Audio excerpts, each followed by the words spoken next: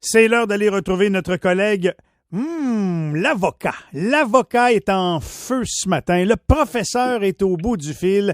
L'auteur est au bout de sa plume. Et j'ai nommé Frédéric Bérard. Comment ça va, Fred? Michel, je dois te dire que de toutes mes interventions médiatiques dans une semaine, tu es celui qui me fait le plus de, comment je te dirais, les présentations les plus sexy. Et on voit, non, t'es un talent particulier pour mettre les autres en valeur, même si tu ne le mérites pas. En tout cas, je parle de moi. Absolument. Non, tu mérites tout ce qui t'arrive et beaucoup plus, Frédéric. Je veux commencer avec une question qui est très pertinente parce qu'il y a beaucoup de fonctionnaires, évidemment, qui sont à l'écoute dans la région de l'Outaouais. La question est la suivante. Est-ce que toi, qui es prof en droit constitutionnel, qui est avocat, est-ce que tu penses que ça va tenir la route, cette obligation de vaccination chez les fonctionnaires? Est-ce que ça va tenir la route devant les tribunaux? Je pense que oui. Si tu te souviens, on a parlé un peu des principes de base à ce niveau-là. C'est certain que ça affecte ici ce qu'on appelle le droit à la liberté de l'individu qui est protégé à la charte, le droit de choisir son traitement médical. Ça, c'est sûr qu'il y a une atteinte à ce droit-là. Par contre, si tu te souviens, c'est pas parce qu'il y a une atteinte à un droit que l'exercice se finit là. Il n'y a aucun droit, il n'y a aucune liberté qui est absolue comme telle. Ce qui veut dire que les tribunaux, une fois qu'ils vont conclure que oui, ce que fait le gouvernement fédéral porte atteinte au droit à la liberté, au droit de choisir, il va quand même passer à ce qu'on appelle une deuxième étape qui est celle du test d'Oakes. Le test Oakes, c'est quoi? C'est simplement le tribunal qui évalue la violation donc de la liberté individuelle, du droit, versus les intérêts collectifs. Et là, il va essayer de conclure qu'est-ce qui est le plus important ici. Est-ce que c'est la violation de ce droit-là ou, au contraire, c'est, par exemple, la lutte à la pandémie? Moi, je pense très clairement, évidemment, on peut se tromper, on verra bien, mais que les tribunaux vont aller vont adopter la deuxième option, qui est celle de dire on n'a pas le choix. Si on n'a pas une vaccination, une couverture vaccinale plus importante, c'est pas vrai qu'on va passer à travers cette pandémie-là. D'ailleurs, tout ce qu'on voit présentement le démontre, les chiffres le démontrent, les expertises le démontrent. Donc, je valide le fait que la mesure du fédéral est constitutionnelle, même si elle viole le droit à la liberté dont je parlais. Alors, les avocats des syndicats vont devoir se raviser, en tout cas étudier ce principe-là avant de faire un show de boucan puis de se présenter devant la cour. Y en a-tu des plaintes déjà? Y a-tu un jugement? Y a-tu une jurisprudence qui va nous annoncer ce que tu nous dis ce matin, là, bientôt? Tu vois, c'est ça. Là, je m'avance beaucoup, puis on s'entend que je te donne une idée là, de générale de ce que je pense. C'est pas une opinion juridique formelle et détaillée. Mais le problème qu'on a, c'est qu'on n'a justement pas de jurisprudence précise au moment où on se parle. Tu sais, des luttes à la pandémie, là, Michel, là, moi, en tout cas, c'est la première fois que j'entends parler de ça depuis que je suis né, puis j'ai 44 ans. Et tu sais, on n'a pas de comment je te dirais, d'assises là-dessus. Habituellement, en droit, c'est relativement facile de s'enligner parce qu'il existe ce qu'on appelle de la jurisprudence, c'est-à-dire des décisions antérieures qui te disent, voici comment ça fonctionne dans tel ou tel cas. Puis là, tu es capable soit d'appliquer ce cas-là textuellement ou d'extrapoler un peu. Ici, extrapoler, c'est une sacrée job parce que des pandémies, ça n'existe pas. En tout cas, c'est une bonne nouvelle, là, on s'entend bien là-dessus.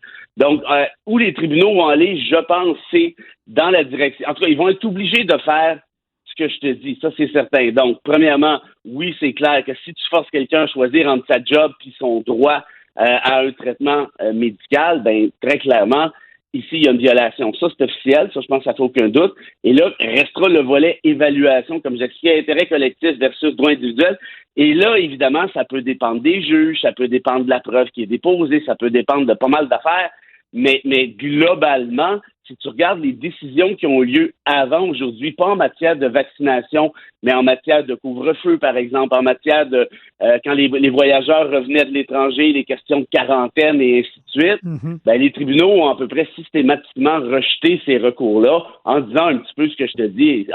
Il y a une lutte à la pandémie, c'est sérieux, puis on doit en faire une priorité, puis ça finit là, puis le reste, ton déquiré aux bananes, buddy, c'est bien plate, mais tu le prendras l'année prochaine quand tu seras en mesure de voyager, puis c'est tout.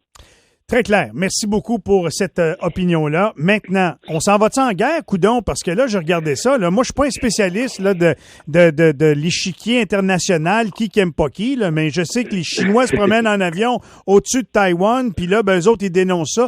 Et je sais aussi que les États-Unis et Taïwan sont liés ensemble à plusieurs niveaux, puis que les États-Unis ont déjà dit, nous autres, si vous allez à la guerre, on va vous défendre. Fait que, est-ce qu'on est sur le point d'assister à un conflit entre les États-Unis puis la Chine?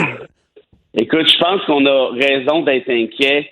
La Chine est une puissance absolument phénoménale. J'apprends rien en disant ça ce matin à personne, là.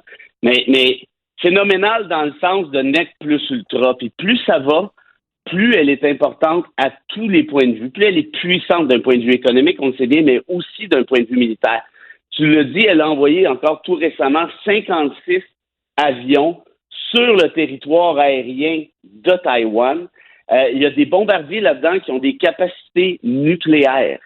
Et là, c'est pas juste arrivé là, comme ça là, dernièrement, là, plutôt depuis quelques temps, on parle, je pense, de quelque chose comme 800 avions qui sont passés sur le territoire.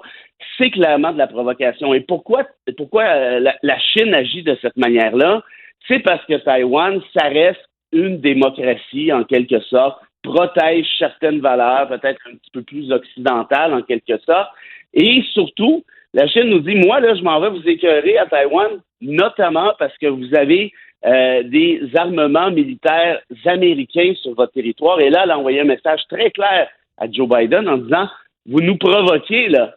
Vous venez nous écœurer sur nos territoires, essentiellement. Donc là, il y a une confrontation donc de valeurs, la démocratie puis le régime chinois, de un, et de deux, tu as le volet géopolitique, comme tu disais très bien. Là. Je pense qu'il y a une question de la Chine qui veut montrer ses biceps aux États-Unis. Ça, habituellement, c'est assez rare que ça se finit très bien, ces histoires-là. Surtout qu'on a maintenant, on le sait, des armes nucléaires dans la poche arrière, dans la poche avant, puis dans nos mains, puis dans tout ce que tu veux. Ouais. Fait que c'est un peu ça. Donc, il va falloir surveiller ça de près en même temps. Qu'est-ce que tu veux que le Canada fasse? Tu sais, le Canada, c'est le petit frère de 3 ans là, qui veut embarquer sur un ring de poids lourd. Il n'y a pas d'affaire. Non, là, mais quand hey, même, pas. Tu sais. Non, mais moi, je capote. Là. Mettons, là, je capote. Dans le sens, j'exagère un peine. Là. Mettons que les États-Unis puis les Chinois, là, ça va vraiment pas bien puis que ça dégénère. L'accès aux États-Unis pour la Chine peut être aussi par le Canada beaucoup, là. Ben, c'est clair. Géographiquement parlant, là, t'as parfaitement raison. Et l'autre affaire, Michel, rappelle-toi de ce dont on a parlé, c'est quoi, la semaine passée, il y a 10 jours. Qu'est-ce qui est arrivé avec les otages? En fait, les 2 Canadiens qui ont été condamnés puis ensuite libérés en échange de... Bon, ben, tu sais, la relation Canada-Chine, là, actuellement, là, ça va, c'est froid. Et même le Canada l'a admis. Tu sais, c'est rare que tu dis on a une relation glaciale actuellement avec telle puissance, mais ils l'ont admis parce que c'est l'évidence. Alors, et n'oublie pas que dans cette histoire-là, on a servi de faire valoir pour les États-Unis. On a joué le rôle du valet et du porteur de valise.